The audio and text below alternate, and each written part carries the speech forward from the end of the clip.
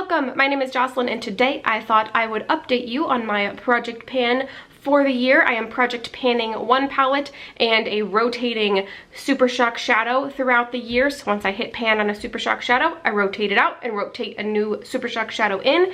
And I'm also panning this palette right here. This is the Urban Decay Naked 3 palette. This is one of the oldest palettes in my collection, which is why I'm panning it. And I have noticed that the shadows aren't performing optimally anymore, which makes it a little rough to work with, but I'm still holding strong. I was not filming updates very often this year because I just was struggling to reach for this, but I have used this pretty frequently-ish over the last month or so, and so I had some progress to share with you. And then I do have my Colourpop Super Shock shadow right here that I have a little bit of progress on, so I thought I would take this opportunity to share. So my goal with this palette is to hit pan on all of the shades except the two darkest shades. And last update I had pan in 3 shades, and by the next update I wanted to hit pan in at least one more shade, and I have done that. So let me show you. So here is the inside of my palette. As you can see, these 3 shades are the ones I already had pan in. Some of those pans have expanded, especially in these 2 shades right here. And then I don't know if you'll really, oh, right there. This shade right here, I just hit pan on recently. It is one of the darkest shades. It's the shade that I use the most to deepen up a look, because you can see it's quite deep and it does have a little bit of shimmer, but that doesn't bother me at all. I do usually put this in the outer crease to, again, deepen up the shades. This is the shade Factory. I've also been using Trick quite a bit. I used it on and off this last week with a warm transition shade in the crease. It is a really pretty coppery shade. Let me see if I can swatch it. Oh, there it is. So you can see it's a really pretty, nice kind of sheer copper shade with some kind of chunky glitters in it. It's kind of a weird shade. And then I've also been using this shade right here, the shade Burnout, off and on. I don't know how well it will show. I mean, it's kind of hard pressed in there, so it doesn't look like it's had that much progress. And then I've also used Dust on and off, usually just in the inner corner if I want something super glittery in the inner corner.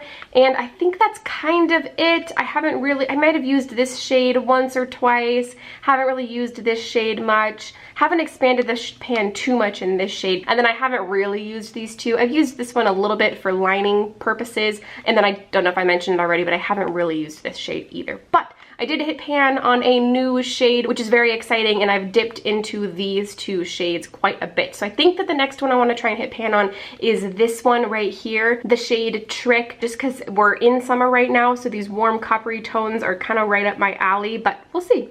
We'll see. It might take a little while. So that's my progress on this one. I'm very excited that I finally had another pan in this palette, and hopefully by the next one I'll be able to hit pan on Trick, but we'll see.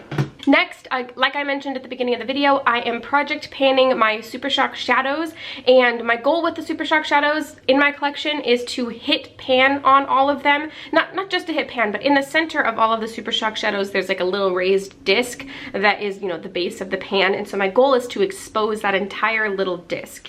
And so the shade that I have right here that I've been project panning is the shade Sundance, and this shade was pretty full when I started, and I have, as you will see, quite a bit of pan in there. The center shade isn't fully exposed, but it's pretty exposed. Definitely by the next update this will have fully hit pan, and I might roll another shade in, but I've already packed all of my Super Shock shadows, so I can't show you which shade I'll be rolling in. But if I do end up rolling another shade in, I'll make sure to take a picture of where I've started. That way I can pop it up on the screen, because this will definitely probably be completely finished up, I expect, within the next week or 2. So this is definitely a really, really beautiful shade. Actually, let me go ahead and just give you a swatch while we're here.